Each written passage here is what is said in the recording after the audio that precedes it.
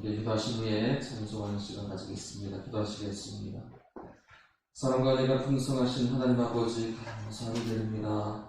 지난 한 주간도 주님께서 우리를 지켜주셔서 오늘 거룩한 주일 주님 앞에 나와 예배드릴 수 있도록 지금까지 인도하신 은혜에 감사를 드립니다. 오늘 그 은혜에 감사하여서 기쁨의 찬양을 올려드리고자 하오니 우리의 찬양을 기쁘게 만드시고 홀로 영광 받아 주옵소서. 또한 우리의 매일의 삶 가운데 이 찬양의 고백들이 믿음의 고백들로 이어질 수 있도록 우리의 삶 가운데 늘 함께하여 주옵소서. 예수님의 이름으로 기도합니다. 아멘. 이 시간에 함께 찬송하실 때 기쁨과 감사함으로 박수치면서 힘차게 주의 눌린 사람 함께 찬송하겠습니다.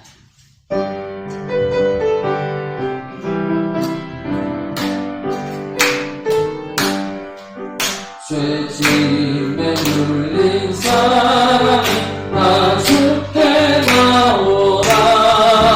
주 말씀을 지할 때에 곧 평강 얻으리.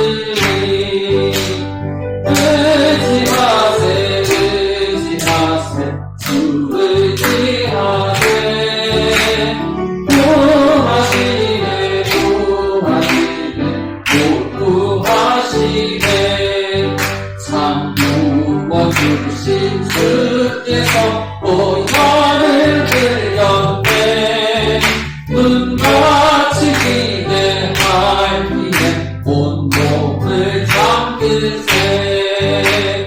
의지하세 의지하세 주 의지하세. 구하시네 구하시네 곧 구하시네. 길 대신 우리 구세주 인도하시네. 너 지체 말고 믿으면 참복을 받겠네. 아멘. 의지하세 의지하세 주 의지하세. 구하시네 구하시네 곧 구하시네. 온 성도가 되어서 영광길 걸으면 한없는 은혜 받아서 영원히 누리리. 아멘. 의지하세 의지하세 주 의지하세. 구하시네 구하시네. 3절입니다. 길 대신 우리 구세주 길 대신 우리 구세주 늘 인도하시네. 아멘. 너 지체 말고 믿으면 참복을 받을. 의지하세 의지하세 의지하세 주 의지하세.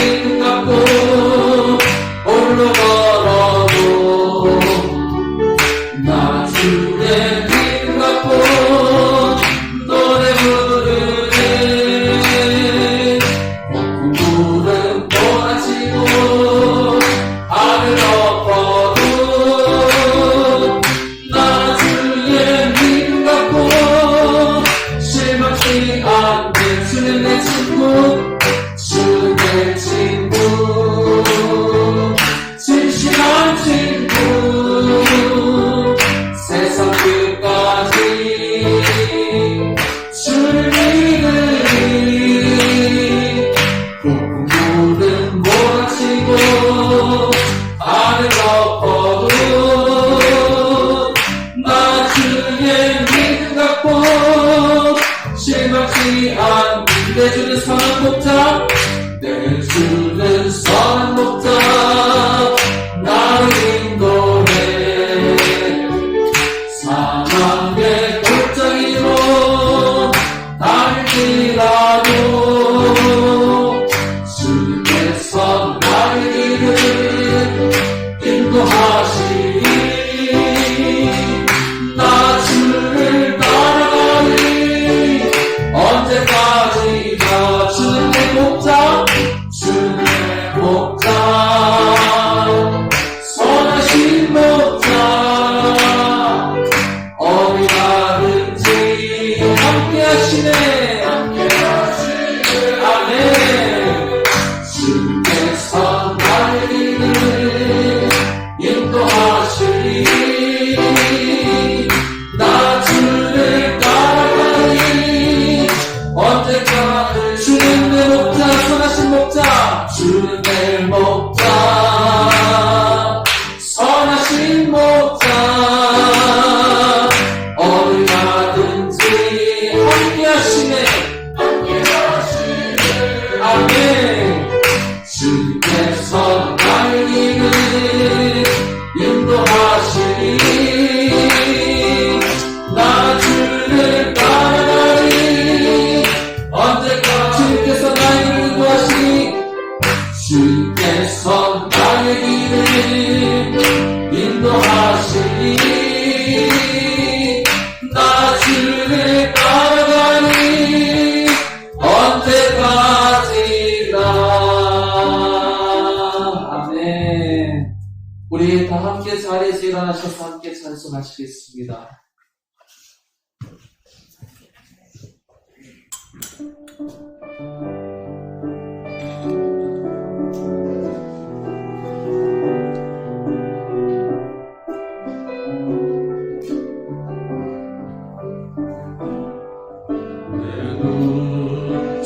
주의 영광을 보내 우리 가운데 계신 주님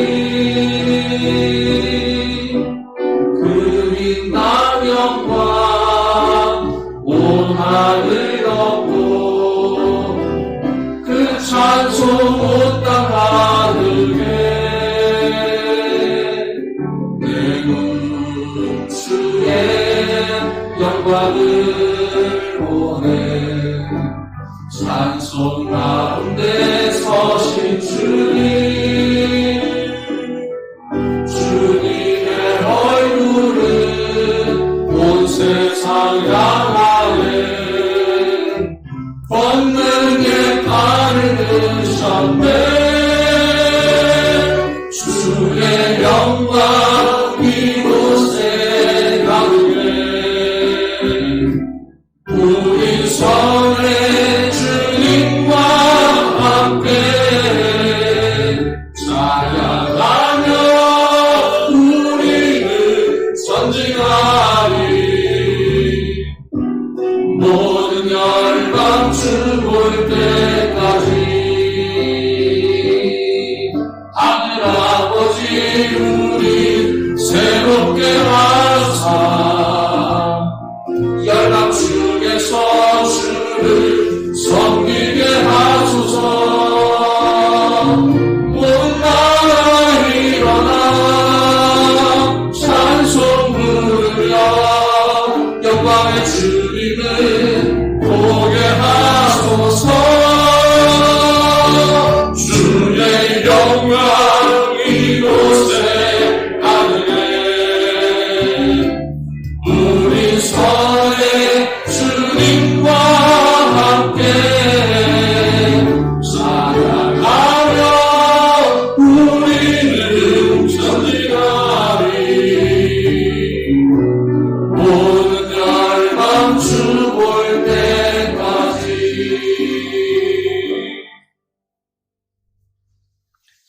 왕이신 나의 하나님이여 내가 주를 높이고 영원히 주의 이름을 송축하리이다. 하나님은 영이시니 예배하는 자가 영과 진리로 예배할지니라. 아멘. 시편 51편으로 함께 교독하겠습니다. 하나님이여 주의 인자를 따라 내게 은혜를 베푸시며 주의 많은 긍휼을 따라 내 죄악을 지워주소서. 나의 죄악을 말밖에 씻으시며 나의 죄를 깨끗이 제하소서. 무릇 나는 내 죄과를 아오리 내 죄가 항상 내 앞에 있나이다. 내가 주께만 범죄하여 주의 목전에 악을 행하여 싸우니 주께서 말씀하실 때에 의로우시라 하고 주께서 심판하실 때에 순전하시라 하리이다. 보소서 주께서는 중심이 진실함을 원하시오리 내게 지혜를 은밀히 가르치시리이다. 웃을 서로 나를 존경하게 하소서. 내가 전하리이다. 나의 죄를 씻어주소서. 내가 눈보다 비이다. 주의 얼굴을 내 죄에서 돌이키시고 내 모든 죄악을 지워주소서. 하나님이여 내 속에 불안 마음을 사로하시고 내 안에 정직한 영을 새롭게 하소서. 나를 주 앞에서 쫓아내지 마시며 주의 성령을 내게서 거두지 마소서. 주의 구원의 즐거움을 회복시켜 주시고 자원하는 심령을 주사 나를 붙드소서. 아멘. 이 시간 주 앞에 다 함께 참회 기도를 드리겠습니다. 우리의 죄를 속하시려고 십자가의 고난을 기꺼이 감당하여 주신 주님, 이 시간 저희가 주님의 십자가 아래 엎드려 통회하며 자복합니다. 지난 한 주간 우리는 많이 넘어지고 실수하고 죄를 지었습니다. 아무것도 아닌 일에 쉽게 하려고 불평하고 원망했습니다. 주님을 온전히 의지하지 못하고 의심하고 두려워했습니다. 자격 없는 우리가 다른 사람을 정죄하고 판단했습니다. 이 모든 우리의 죄와 허물을 용서해 주옵소서. 예수님의 이름으로 기도합니다. 아멘. 내가 넘치는 진노로 내 얼굴을 내게서 잠시 가렸으나 영원한 자비로 너를 긍휼히 여기리라. 내 구속자 여호와께서 말씀하셨느니라. 아멘. 사도신경으로 우리의 신앙을 고백합니다. 나는 전능하신 아버지 하나님 천지의 창조주를 믿습니다. 나는 그의 일하신 아들 우리 주 예수 그리스도를 믿습니다. 그는 성령을 대되어 동정녀 마리에게서 나시고 본디오 빌라도에게 고난을 받아 십자가에 못 박혀 죽으시고 장사된 지 사흘 만에 죽은 자 가운데서 다시 살아나셨습니다. 하늘에 오르시어 전능하신 아버지 하나님께 앉아 계시다가 거기로부터 살아있는 자와 죽은 자를 심판하러 오십니다. 나는 성령을 믿으며 거룩한 공교회와 성도의 교제와 죄를 용서받는 것과 몸의 부활과 영생을 믿습니다. 아멘. 자리에 앉겠습니다. 모든 생명의 주관자 되시며 복주시고 은혜 베푸시는 하나님께 감사와 찬양과 영광이 무궁하기를 원합니다. 한 주간 지은 모든 죄악을 통솔하게 하시고 십자가의 보혈이 우리의 제사함을 받기 위한 하늘 약속임을 깨닫게 하시니 또한 감사를 드립니다. 사순절 다섯째 주일 예배 안에서 주님의 한량없는 은혜가 있기를 간절히 구합니다. 한 주간 세상 살아갈 때에 주님의 향기로 살아가기를 간절히 소망합니다. 빛과 소금과 향기가 있게 하여 주옵소서. 우리의 삶과 모든 영역에서 주인 되시고 멘토자가 되신 주님 앞에 낮아지고 순종하는 복이 있기를 간절히 원합니다. 세상 욕망과 썩어져가는 구속으로 우리를 늘 유혹하고 넘어뜨리는 악한 영과 싸우며 날마다 새롭게 하시는 하나님의 거룩한 영을 사모하고 추구하며 살아가는 한누리 공동체가 다 되게 하여 주옵소서.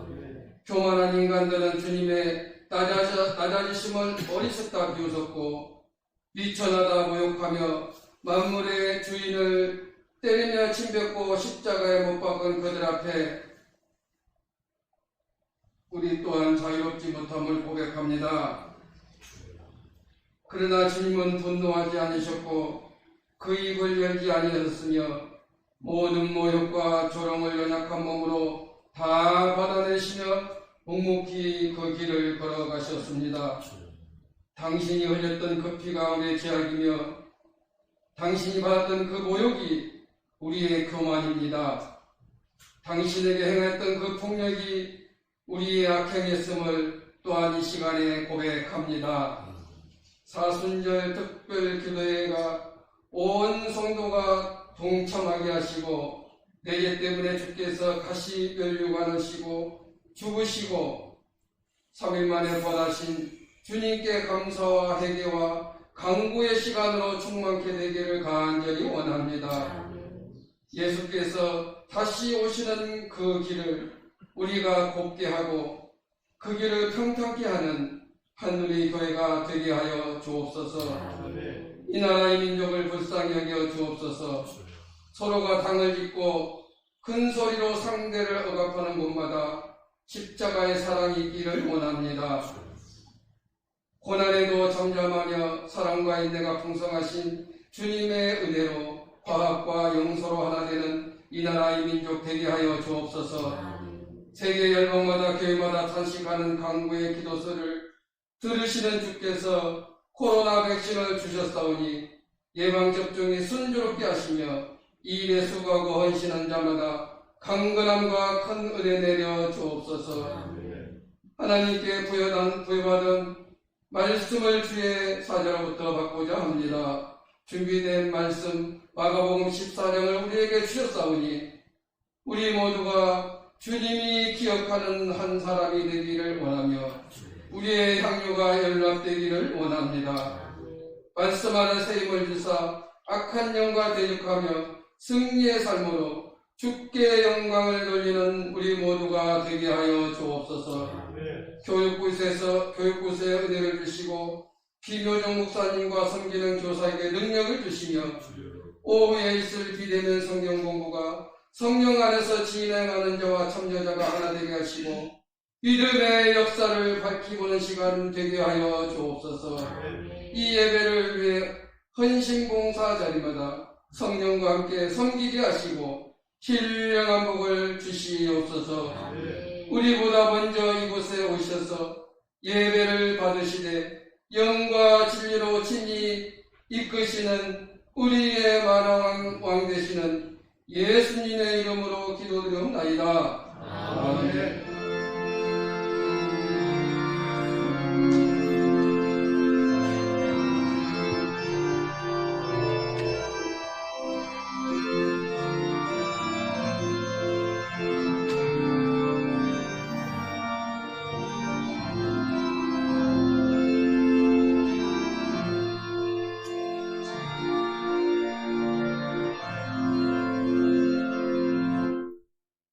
하나님의 말씀을 보겠습니다. 마가복음 14장 3절에서 9절 말씀입니다.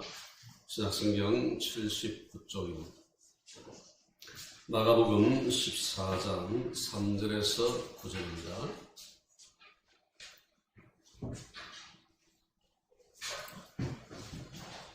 이제 찾으신 줄 알고 제가 읽겠습니다. 예수께서 배다리 나병 환자 시몬의 집에서 식사하실 때에 한 여자가 매우 값진 향유 곧 순전한 낮은 한 옥합을 가지고 와서 그 옥합을 깨뜨려 예수의 머리에 부으니 어떤 사람들이 화를 내어 서로 말하되 어찌하여 이 향유를 허비하는가?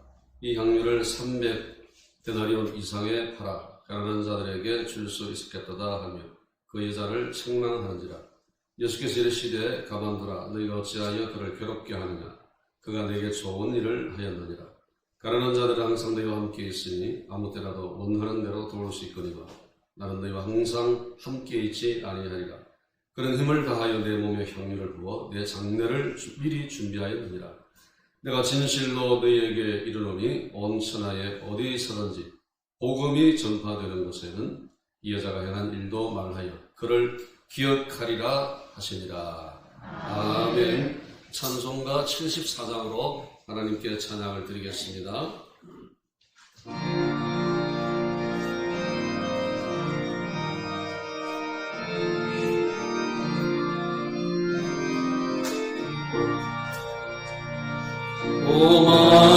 오만세만 속이신 주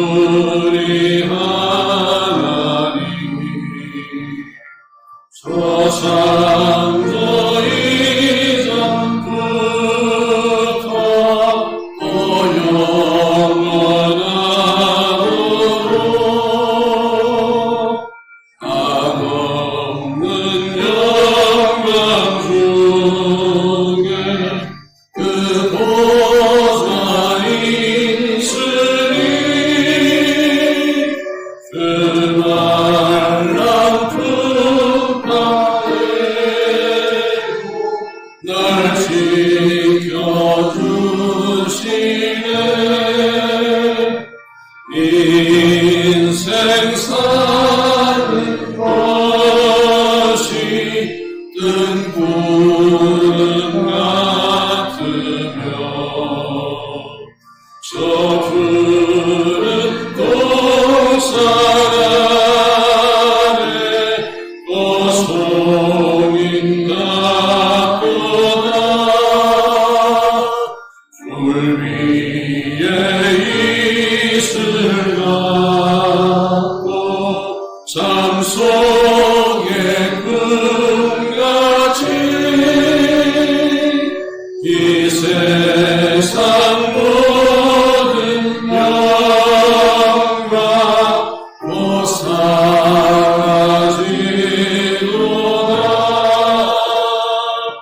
한없는 사랑으로 늘 깨어 지키사 큰 자비 베푸시고 늘 인도하시니 내 평생 짧은 세월 빛나게 살도록 참 미친 성령으로 날 채워주소서.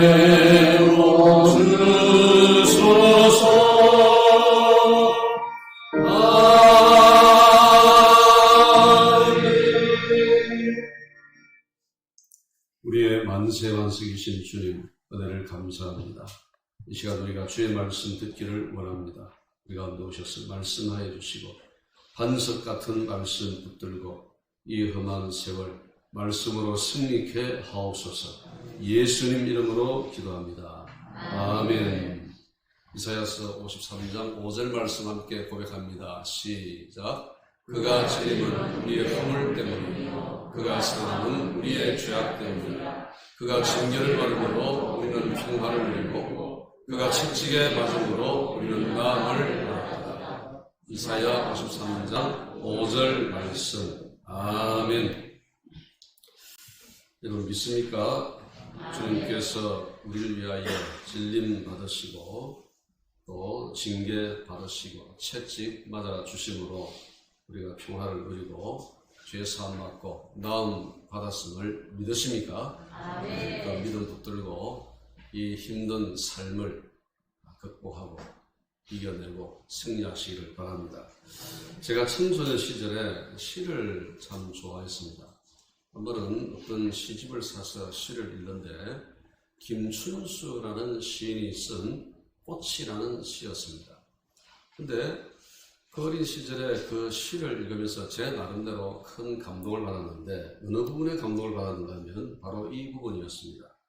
우리들은 모두 무엇이 되고 싶다. 너는 나에게, 나는 너에게 잊혀지지 않는 하나의 의미가 되고 싶다 하는 구절이었습니다.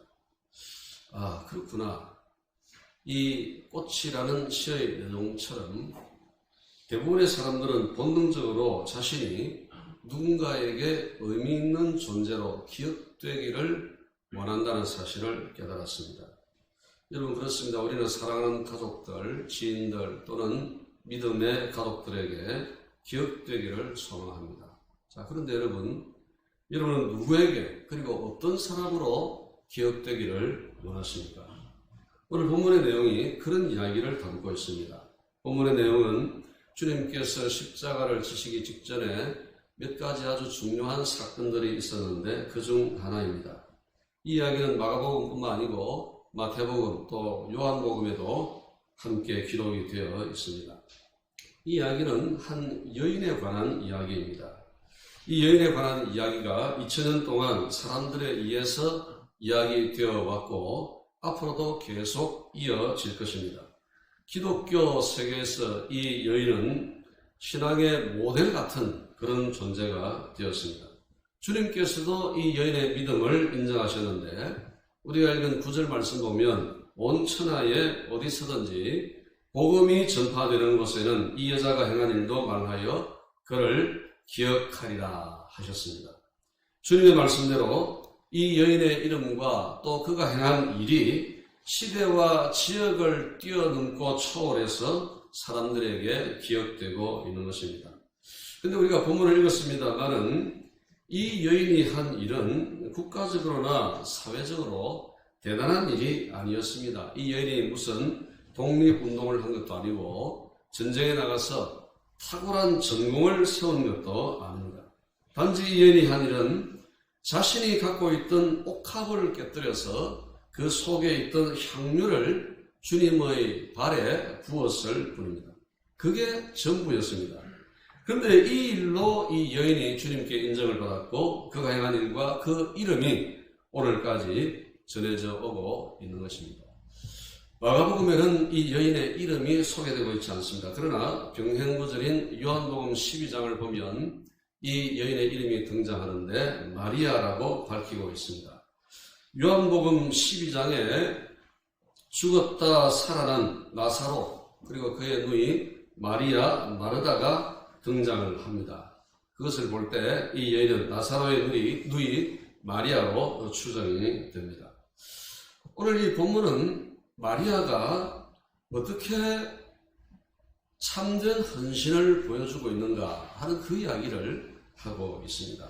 그래서 이 시간 마리아가 행한 그 일을 우리가 살펴보면서 참된 헌신의 의미가 무엇인지를 깨닫고 우리도 주님 앞에서 참된 헌신자의 삶을 살아가서 마리아처럼 주님께 기억되는 성도가 될 수 있기를 주님의 이름으로 축복합니다. 오늘 본문이 우리에게 주는 첫 번째 교훈은 참된 헌신은 주님을 향한 사랑과 감사에서 시작이 되어야 한다는 것입니다. 3절 말씀 보니까 당시 예수님께서 배다리 나병 환자 시몬의 집에서 식사를 하고 계셨습니다. 그런데 이제 이 식사가 평범한 식사가 아니었습니다. 주님의 사랑과 은혜에 감사하기 위한 잔치의 의미가 그 식사에 담겨져 있었습니다. 요한복음 12장 2절 말씀을 보면 예수를 위하여 잔치를 했다고 성경은 기록을 하고 있습니다. 본문에서는 나병 환자 시몬의 집에서 잔치가 열린 것으로 설명되고 있습니다만은 요한복음 12장을 보면 나사로와 마르다 그리고 마리아를 중심으로 이야기가 전개되고 있는 것을 확인할 수 있습니다. 그래서 우리가 마가복음과 요한복음의 내용을 종합하면 이런 이야기가 됩니다. 이 이야기에 등장하는 중요한 인물들은 예수님, 그리고 나병 환자 시몬, 나사로, 마리아, 마르다입니다. 이들의 관계를 정리를 하면 아시다시피 나사로, 마르다, 마리아는 남매지간입니다. 그러면 시몬은 그들과 무슨 관계일까 궁금해질 수 있죠. 요한복음 12장을 보면 이 잔치에서 이제 잔치가 벌어지면 누군가가 주방에서 일을 해야 하지 않습니까? 음식을 만들어야 되는데 그 일을 마르다가 주도적으로 하고 있는 것으로 묘사를 하고 있습니다.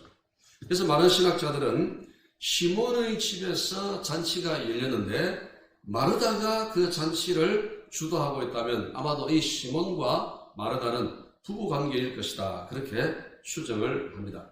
정확하진 않습니다. 성경에 그렇다고 설명하고 있지 않기 때문에 정확하진 않지만 그럴 가능성이 아주 많습니다.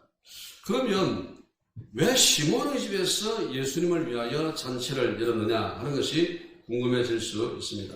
시몬이라는 이름 앞에 나병 환자라는 수식어가 있습니다. 물론 그 당시에 시몬은 나병 환자가 아닙니다.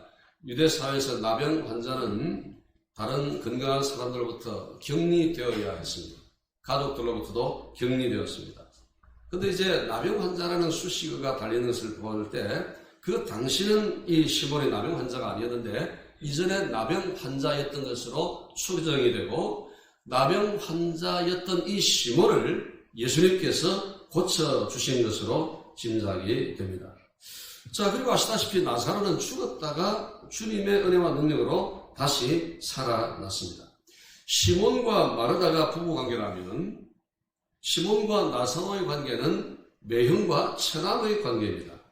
그러므로 이들은 친족 관계였을 가능성이 많습니다. 그러니까 한 집안에서 두 사람이 주님의 은혜로 한 사람은 나병을 고치고 또 한 사람은 죽었다가 살아난 것입니다. 아마도 그래서 시몬의 집에서 주님을 위해서 잔치가 열렸고 나사로도 참석을 했을 것입니다. 잔치가 이제 한창 재밌게 진행이 되고 무르익어 가고 있습니다. 그런데 느닷없이 마리아가 옥합을 들고 나타났습니다. 그리고 그 옥합을 깨뜨려서 그 속에 있던 향유를 주님의 머리에 붓기 시작했습니다. 요한복음 12장에 보면은 주님의 머리에도 부었지만 주님 발에도 부었다고 기록을 하고 있습니다. 이 옥합은 이제 이런 병이 있으면 이 병 입구 주둥이는 점점 좁아지면서 이렇게 길쭉하게 생긴 그것을 말하는 것입니다. 그러니까 옥합을 깨뜨렸다는 것은 병 자체를 깬 것이 아니고 그 길게 뻗어 있는 그 주둥이를 깨었다는 것을 의미하는 것입니다. 근데 요한복음을 보면 이 향유를 나드 향유라고 그렇게 표현하고 있습니다. 나드 향유는 그 당시 인도의 히말라야 산맥 고산지대에서 나는 식물에서 추출된 향료였습니다. 그 식물 이름이 너무 길어서 제가 한번 발음을 해볼게요. 나르도스 타키스자 타만시. 정말 어렵죠? 나르도스 타키스 자타만시. 하여튼 그런 식물에서 채취한 향료였습니다. 그러니까 이 나드 향료는 유대 사회에서는 생산할 수 없는, 수입할 수밖에 없는 그런 값비싼 향료였습니다. 유대인들이 사람 머리에 기름을 부을 때는 몇 가지 케이스가 있습니다.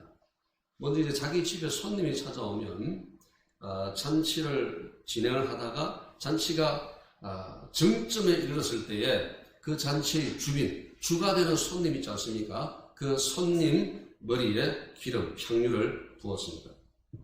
그리고 여러분 아시다시피 왕을 세울 때, 제사장을 성결케 하는 예식을 행할 때, 그리고 선지자를 세울 때 그 머리에 기름을 부었습니다.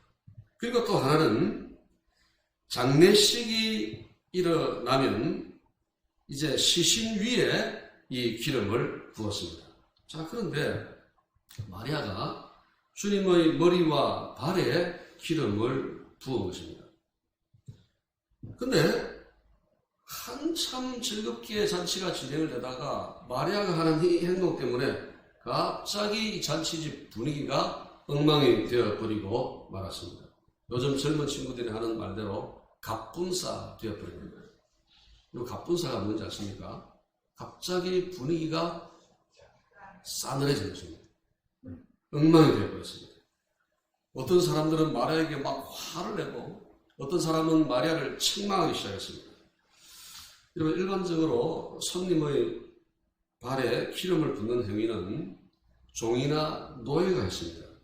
근데 마리아는 노예나 종은 아닌 것으로 보입니다. 그러면 노예가 아닌 마리아가 주님의 발에 향유를 부었기 때문에 사람들이 화를 내었을까요? 마리아야, 너는 노예가 아니잖아. 종이 아닌데 왜 그런 행동을 해? 그래서 사람들이 화를 내고 책망했을까요? 아닙니다. 마리아에게 화를 내고 책망한 것은 값비싼 향유를 허비했다는 이유 때문이었습니다. 4절 하반절부터 5절 말씀을 보면 사람들이 이렇게 말을 합니다. 어찌하여 이 향유를 허비하는가? 이 향유를 300데나리온 이상에 팔아 가난한 자들에게 줄 수 있었겠도다. 값비싼 향유를 주님 머리와 발에 부은 것을 허비한 것으로 그렇게 표현하고 있습니다. 자, 그런데 마리아의 반응이 놀랍습니다.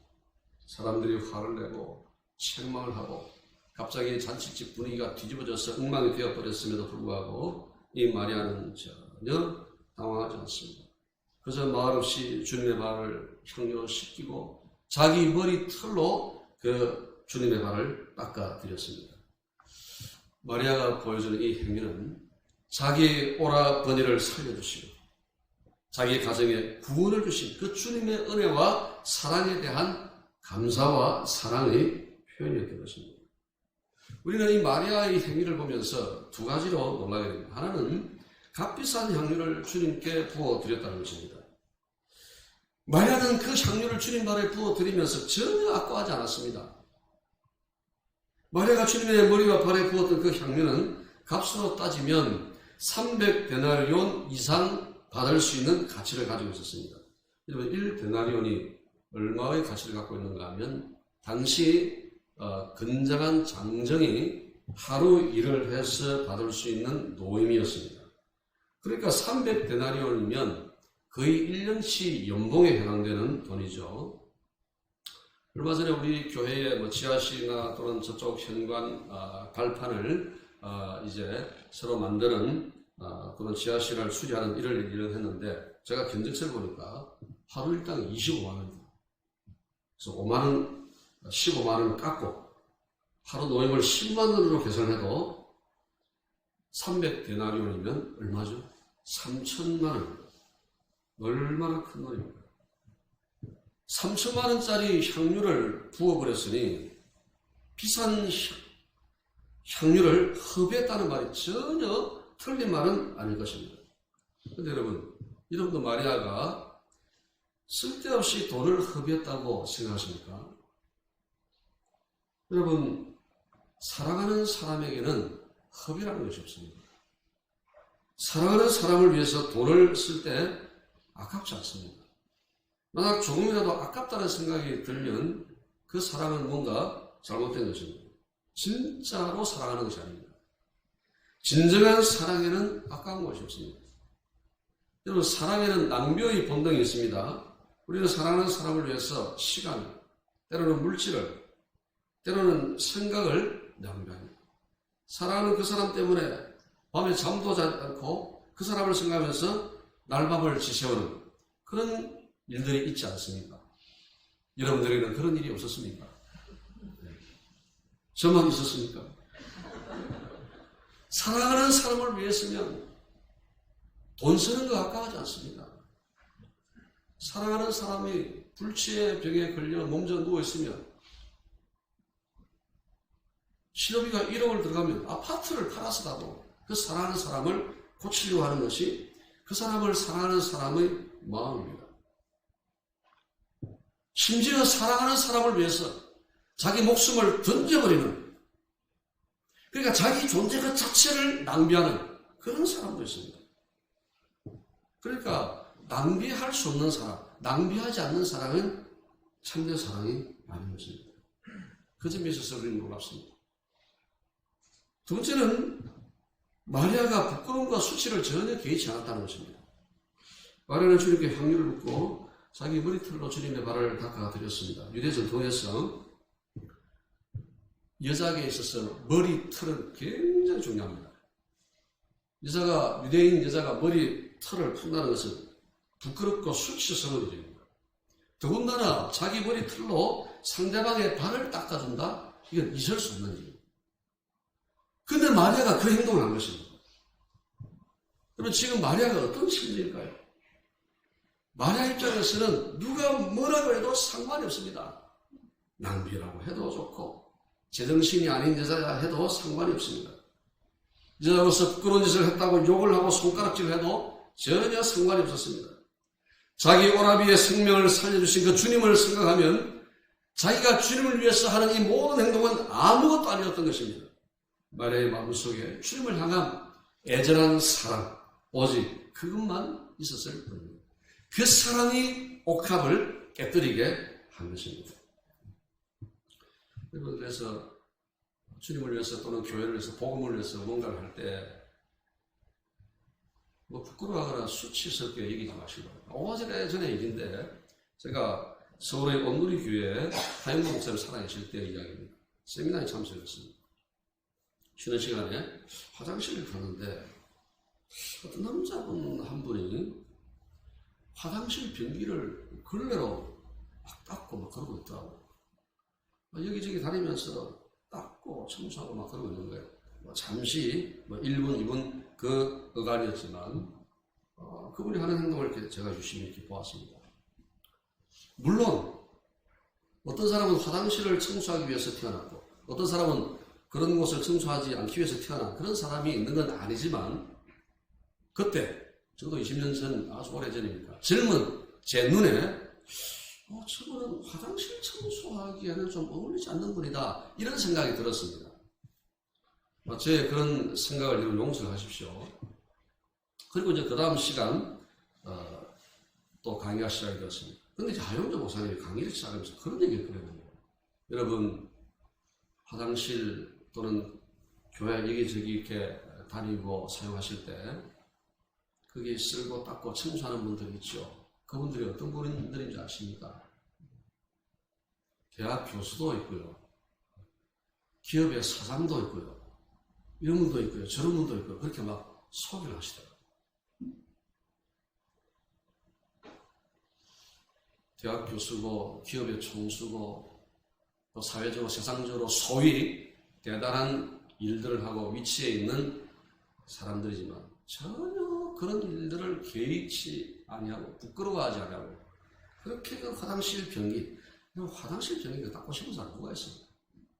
저도 제가 사용하는 변기를 한번 닦을 때 3일 동안 기도를 하고 결심을 한 이후에 닦습니다. 그거 자발적으로 닦고 싶은 사람은 아무도 없습니다. 근데 여러분, 그게 부끄러운 일입니까? 그게 수치스러운 일입니까? 그리고 주님의 일을 할 때 부끄러워하거나 수치스러워하지 마십니다. 주님을 위해 드리고 헌신하는 것을 낭비라고 생각하지 마십시오. 주님이 우리에게 베풀어 주신 그 사랑을 생각하면 사실 우리의 헌신은 아무것도 아닙니다. 교회 역사를 보면 교회를 섬기고 교회를 위해서 헌신하고 충성한 많은 분들 있지 않습니까? 성경에 어떤 분들은 이름도 기록되어 있지만 기독교회 역사에 이름이 기록되어 있는 분들도 있지만 이름도 없이 빛도 없이 그렇게 자신의 삶을 바친 그런 성도들이 오히려 훨씬 더 많습니다. 주님을 사랑하는 그들이 주님 교회 역사의 주인공이었습니다. 마야 같은 성도들이 교회를 지키고 주님의 교회를 위하여 피와 땀을 흘려가며 충성하고 헌신해 되었습니다. 주님을 향한 그들의 사랑이 있었기에 지난 2000년 교회 역사 가운데 많은 핍박과 박해가 있었지만 이렇게 교회가 지켜진 줄로 믿습니다. 여러분 오늘 우리 한누리 교회를 세워가는 자는 누굽니까? 접니까? 물론 저도 세워가야겠지만 우리 모두이지 않습니까? 우리 모두가 다 주역이 되어야 하지 않겠습니까? 마리아처럼 주님을 사랑하는 우리가 주님의 교회를 세워갈 수 있게 되기를 간절히 바랍니다. 마리아처럼 우리도 주님만을 사랑하고 주님만을 섬기고 주님을 위해서 나의 소중한 옥합을 깨뜨릴 수 있는 성도가 될 수 있기를 주님의 이름으로 축복합니다. 그리고 또 우리가 한 가지 기억할 것은 마리아의 예를 볼 때 주님의 일에는 항상 반대자가 있다는 것입니다. 심지어 그 반대자가 주님의 제자들처럼 사실 그 현장에서 주님의 제자들이 적극적으로 반대했거든요. 그 대표적인 인물이 가룟인 유다이지 않습니까? 아니 주님의 제자들이 더 적극적으로 마리아의 헌신을 인정하고 칭찬하고 박수를 쳐줘야 되는데 가장 앞장서서 반대했습니다. 그런 것처럼 내가 주님의 일을 할 때 내 가족이 남편이 아내가 또는 자녀들이 반대할 수 있습니다. 믿음의 형제가 반대할 수 있습니다. 여러분 주님께서 복음을 전하시고 가르치시고 또 치유 사역을 하실 때 반대자들이 누굽니까? 바리새인, 서기관, 많은 유대인들, 동족들이 반대했습니다. 로마인들이나 이방인들이 반대하지 않았습니다. 동족들이 반대했습니다. 바울이 복음을 전하고 느헤미야가 성벽 재건 사업을 할 때 반대하는 자들이 있었습니다. 오해를 내서 반대할 수도 있고 공감대가 형성되지 않아서 반대할 수도 있습니다. 그리고 악의적으로 아예 대놓고 반대하는 그런 경우도 있습니다. 그럴 때 우리가 취할 자세는 무엇일까요? 오해하는 자가 있으면 이해를 시키고 공감하지 못하는 자가 있으면 설득을 하고 악의적으로 반대하는 자가 있으면 방법이 없습니다. 기도하면서 오직 주님만 바라보며 헌신하는 것입니다. 사람들의 반대나 회방을 우리가 두려워할 필요는 없습니다. 여러분 그것 때문에 주님을 위한 그 고귀하고 아름답고 가치 있는 헌신을 포기하지 마십시오. 사람들의 반응을 두려워할 필요 없습니다. 주변에 모든 사람들이 화를 내고 책망했지만 마리아는 아랑곳하지 않았습니다. 그런 마리아를 주님은 인정해 주시고 칭찬해 주셨습니다. 중요한 것은 사람의 평가가 아니라 주님의 평가인 줄로 믿습니다. 오늘 본문이 그려주는 두 번째 교훈은 참된 헌신은 자신의 전부를 주님께 드리는 것입니다. 유대인들은 자기 집에 손님이 오면 일반적인 경우 예의상 손님 머리에 향유 몇 방울을 떨어뜨렸습니다. 마리아도 얼마든지 주님께 그렇게 할 수 있었을 것입니다. 근데 마리아는 그것만으로 만족할 수 없었습니다. 그래서 마리아는 아예 옥합을 깨뜨려서 그 속에 있던 향유 전부를 주님께 부어 드렸습니다. 이건 뭘 의미할까요? 이 향유를 나는 오직 주님만을 위해서만 사용할 거야. 바로 그것을 뜻하는 것입니다. 이것이 전부를 드리는 헌신입니다. 그렇습니다. 마리아는 전부를 드려서 주님께 헌신하기를 원했습니다. 8절 말씀 보면 주님께서 마리아의 헌신을 평가를 하시는데 그는 힘을 다하여 내 몸에 향유를 부었다. 그렇게 말씀하고 있습니다. 여기 힘을 다했다는 표현에 우리가 주목할 필요가 있습니다. 전적인 헌신을 의미합니다. 주님이 우리에게 원하시는 헌신은 어떤 헌신일까요? 80%, 90% 정도의 헌신일까요? 그렇지 않습니다. 100%의 헌신을 원하십니다. 우리의 헌신이 전부를 드리는 헌신이 아니라면 그것은 참된 헌신이 아닙니다. 하나님의 기적과 역사는 이처럼 전적으로 헌신하는 자들을 통해서 일어났습니다. 여러분도 오병 이후의 기적 기억하시죠? 한 소년의 전적인 헌신이 있었기 때문에 가능한 기적이었습니다. 그 소년은 자신의 도시락 전부를 주님께 드렸습니다. 저는 이 소년이 정말 대단한 친구라고 생각합니다. 성인이 아닙니다. 어른이 아닙니다. 한 아이에 지나지 않습니다. 아이에게 있어서 먹을 것은 그의 전부입니다. 그런데 어떻게 그 어린 아이가 자신의 전부인 그 도시락을 내어 놓을 수 있었을까요? 그런데 이 아이는 자신의 전부를 내어 놓은 것입니다. 그랬더니 그 현장에 있던 모든 사람들이 다 배불리 먹고도 12광주나 남기는 기적이 일어났던 것입니다. 우리에게 기적이 일어나지 않고 우리가 신앙생활을 해도 감격이 없고 감동이 없고 하나님의 은혜를 누리지 못하는 것은 이 아이처럼 전적으로 우리 자신을 또는 우리 가진 것을 주님께 내어 맡기지 못하고 의뢰하지 못하고 의지하지 못하기 때문인 것입니다. 이거 다 내놓으면 내가 굶는데 떡 5개 중에 하나만 내놔야지. 물고기 2마리 있으니까 1마리만 내놔야지. 이게 일반적인 우리의 마음이거든요. 그러니까 우리는 기적이 안 일어나는 거예요. 신앙생활 하는데도 감동이 없는 거예요. 은혜의 역사가 일어나지 않는 거예요. 여러분, 이 소년처럼 또 마리아처럼 전적으로 주님께 한번 여러분의 삶을 생애를 던져보시기 바랍니다. 여러분 삶에 놀라운 일들이 일어나게 될 줄로 믿습니다. 우리 아시아보다도 유럽이 더 먼저 복음화되었죠. 유럽 복음화가 이루어질 수 있었던 것은 바울의 전적 헌신으로 가능했습니다. 여러분, 바울은 정통 유대인이었습니다. 공부를 많이 한 학자였습니다. 사내들인 공회원이었습니다. 오늘 우리식으로 표현하면 국회의원이었습니다. 당시 로마 시민권을 이 바울이 갖고 있었습니다. 그런데 보십시오. 바울이 이 모든 것을 주님과 복음을 위하여 배설물로 이해했습니다. 유럽 복음화를 위해서 자신의 생명을 던진 것입니다. 순교했습니다. 전적인 헌신이 바울에게 있었습니다. 전적 헌신. 그것은 우리 힘을 다 쏟아내는 것입니다.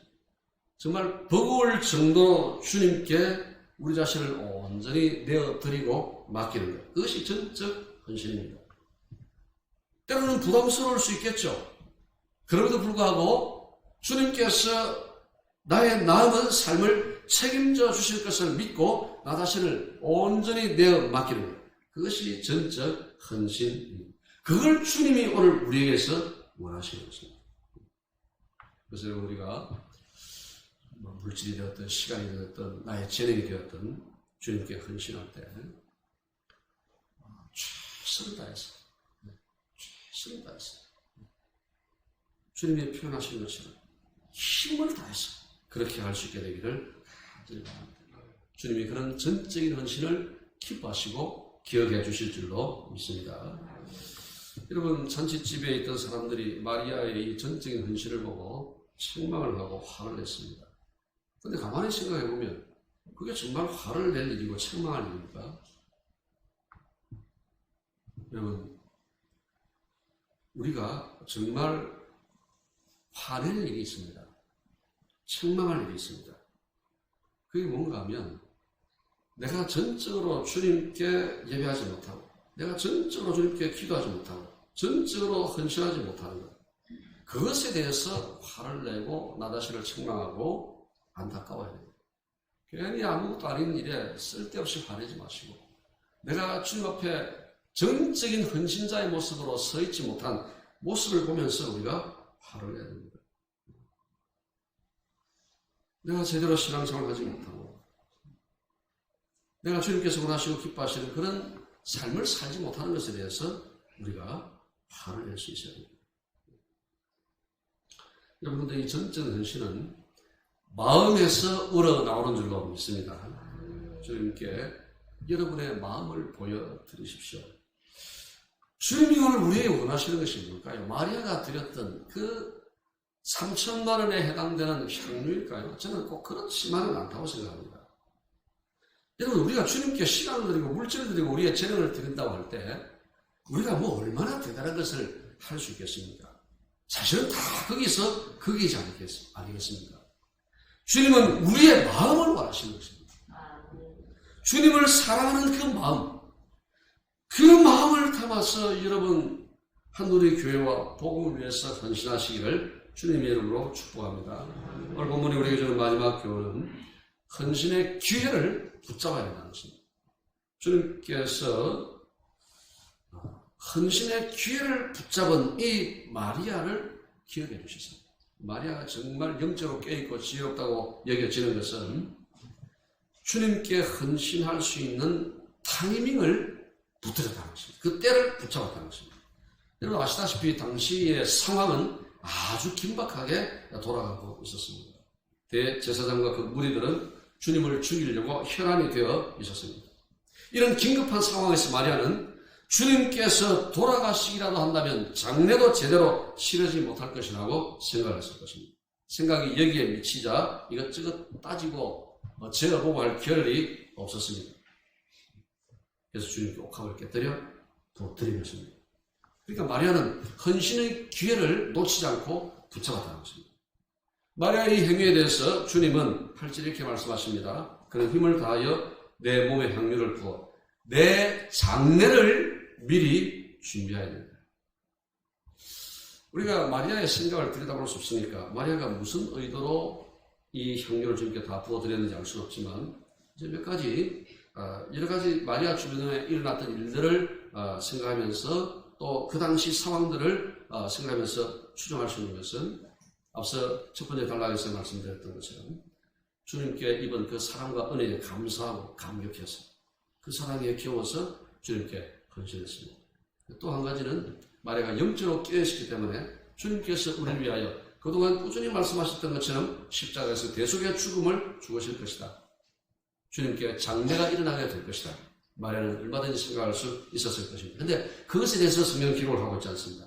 그런데 마리아가 그런 생각을 했을 것을 암시하는 주님의 말씀이 8절에 기록되어 있는 것입니다.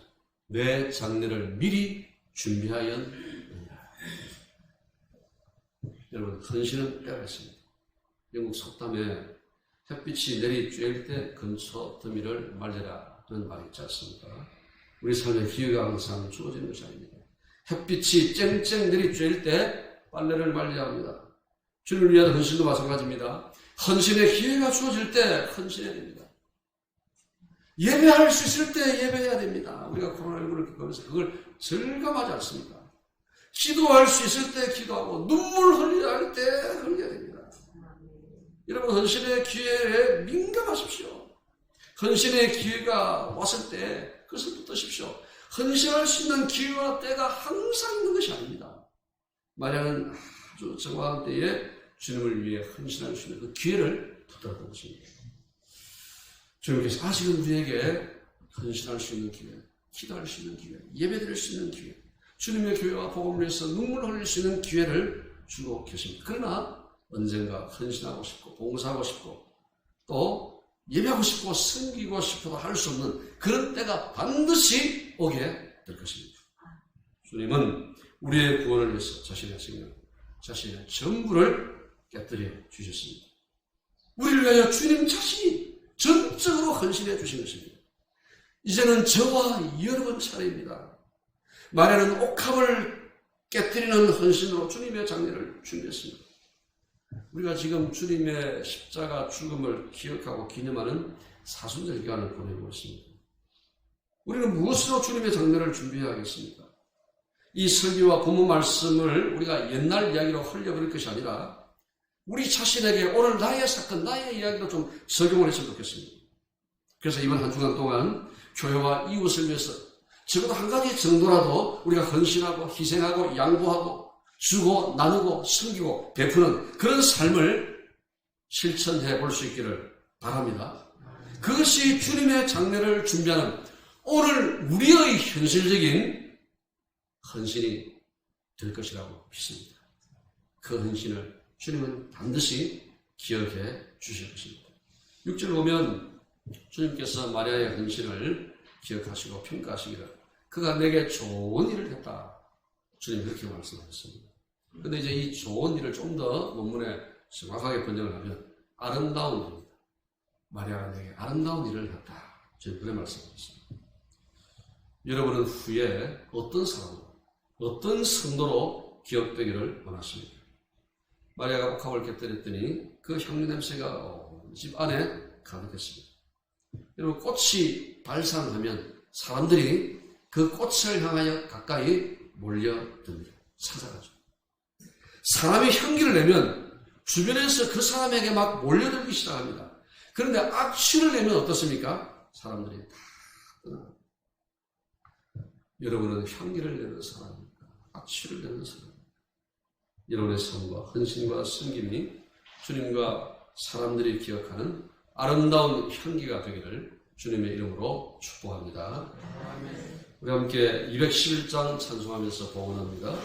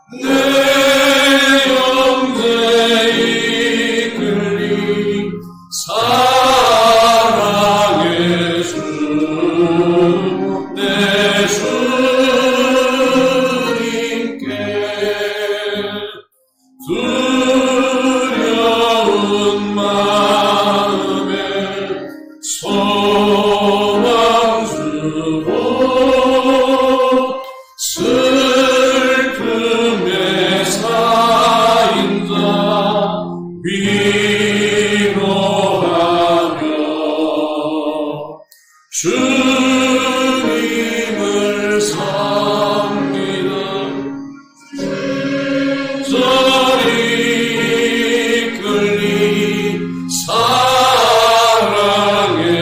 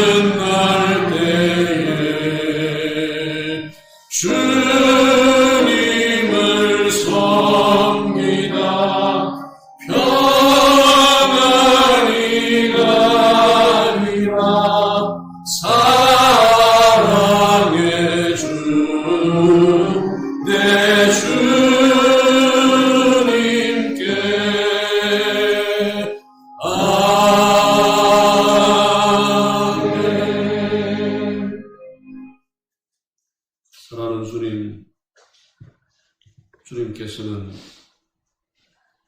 우리의 구원을 위하여 친히 하늘 영광 보좌 다 포기하시고 인간의 몸을 입으시고 이 낮고 친한 세상에 오셔서 십자가에 달리시기까지 우리를 위하여 전부를 내어주시고 자신을 전적으로 헌신해 주셨습니다.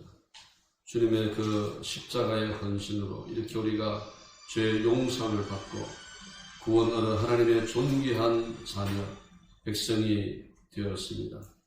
감사합니다. 주님께 영광을 올려드립니다.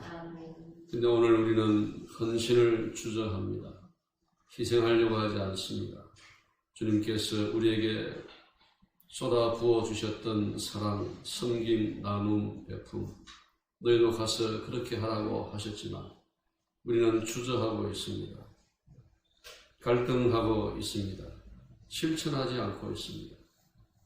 주님, 이런 우리를 용서하여 주옵소서. 사순절 기간을 보내며 생각 없이 보내지 않게 하시고 주님의 우리를 위한 그 사랑과 은혜와 헌신과 그 전적 베푸심을 기억하고 우리도 우리 삶의 현장에서 실천하고 나누며 베풀고 또 주님의 교회와 복음을 위하여 헌신하는 삶 살아가게 하여 주옵소서. 주님, 이 물질을 주님께 드립니다. 받아 주옵소서. 우리 성도들이 한 달 동안 열심히 피땀 흘려 일한 그 대가를 마땅히 주님의 것인 줄로 믿고 주 앞에 이렇게 헌신합니다. 받아주시고 이 물질이 쓰이는 곳곳마다 주님의 영광만 나타나게 해 주옵소서.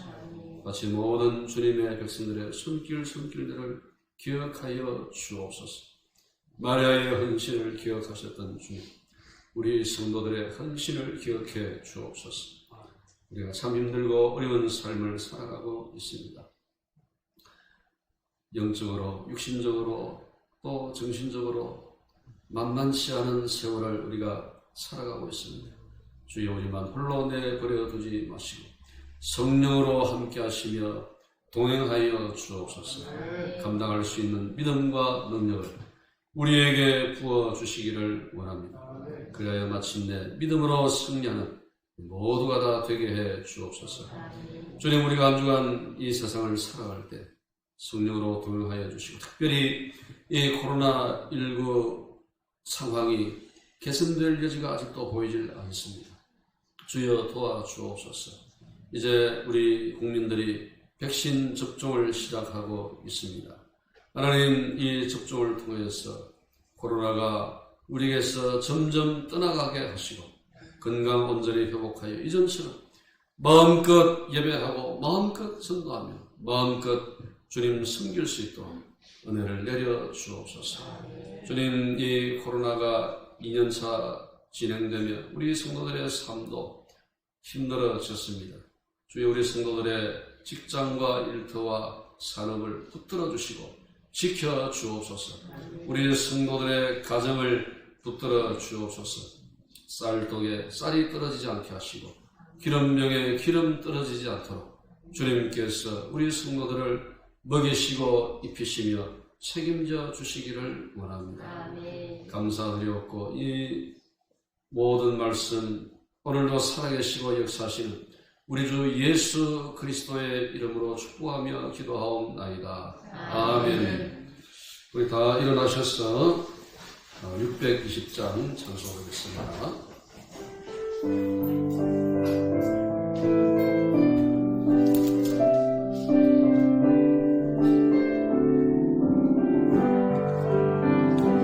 여기에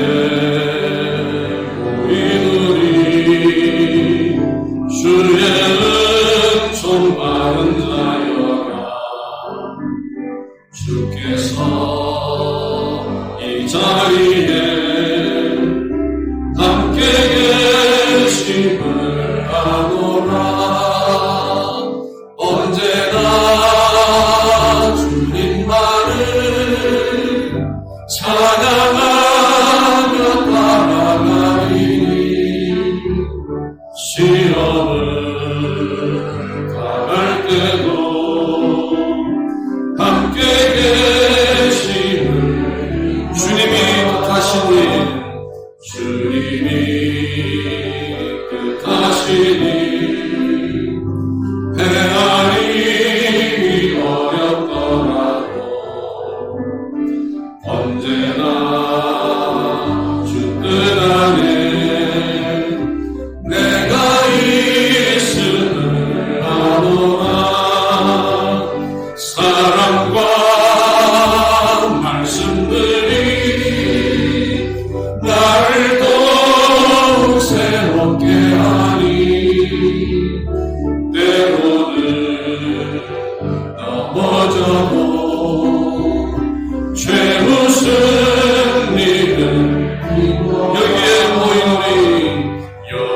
위에 보이노니 사랑받는 주의 자녀라. 주께서 뜻하신 바 우릴 통해 펼치신다. 고통과 슬픔 중에 더욱 주님 의지하오니 어려움 이겨내고 주님 더욱 찬양하라. 이 믿음 더욱 굳세라. 주가 지켜주신다. 어느 마음에도 주의 밝은 빛 인도하여 주신다.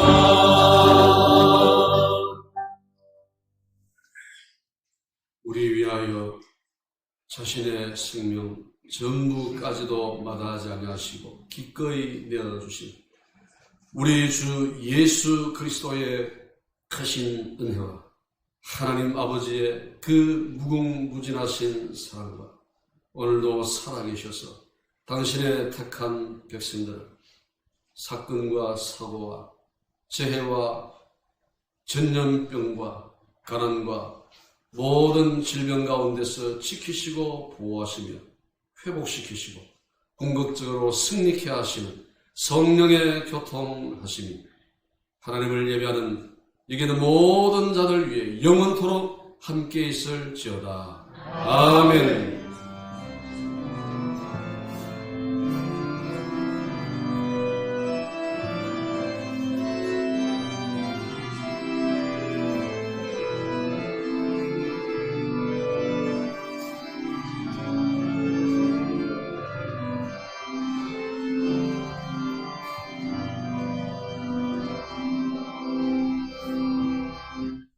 자리에 앉겠습니다. 우리 서로 인사하겠습니다. 주님께서 기억하십니다. 주님께서 예배드리는 여러분, 헌신한 여러분을 기억해 주실 줄로 믿습니다. 주 광고면 참고해 주십시오. 사순절 40일 특별 릴레이 기도회 계속해서 진행 중에 있습니다. 지금까지 단 한 번도 안 나오신 분들은 억수로 해결하는 마음으로 이번 주에는 한번 꼭 나오시기를 바랍니다. 그리고 온 성도들이 기도하며 사순절에 동참할 수 있기를 바랍니다. 그리고 우리 전도회장 모임을 바로 이 자리에서 잠시 갖도록 하겠습니다. 우리 남녀 각 전도회 회장님들은 잠시 남아주시기를 바랍니다. 할렐루야 찬양 대원들에게 드리는 광고입니다.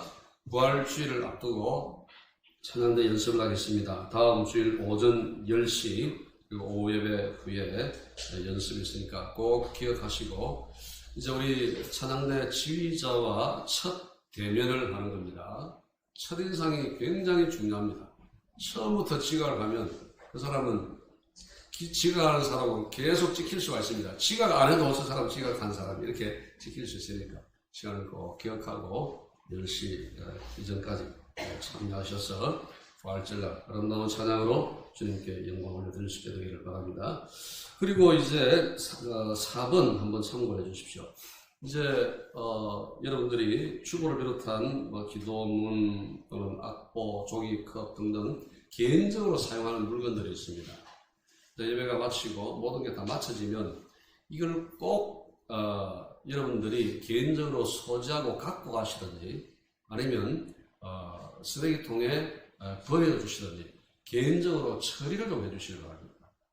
내가 개인적으로 이걸 사용해놓고 그냥 그 자리에 두거나 또는 저 뒤에 안내석에 두고 가는 분들이 있거든요. 지금 우리가 코로나 바이러스를 조심해야 할 때이기 때문에 꼭 이 네 번째 광고를 기억하시고 개인적으로 쓰레기들은 좀 처리를 해 주시기를 바랍니다. 자, 우리 축복합니다. 찬양하면서 서로를 축복하겠습니다.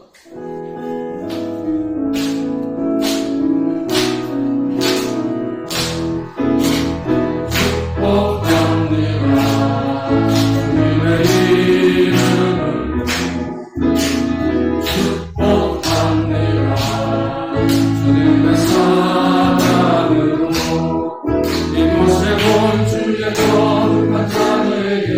주님의 기쁨과 주님의 사랑이 충만하게 넘치기를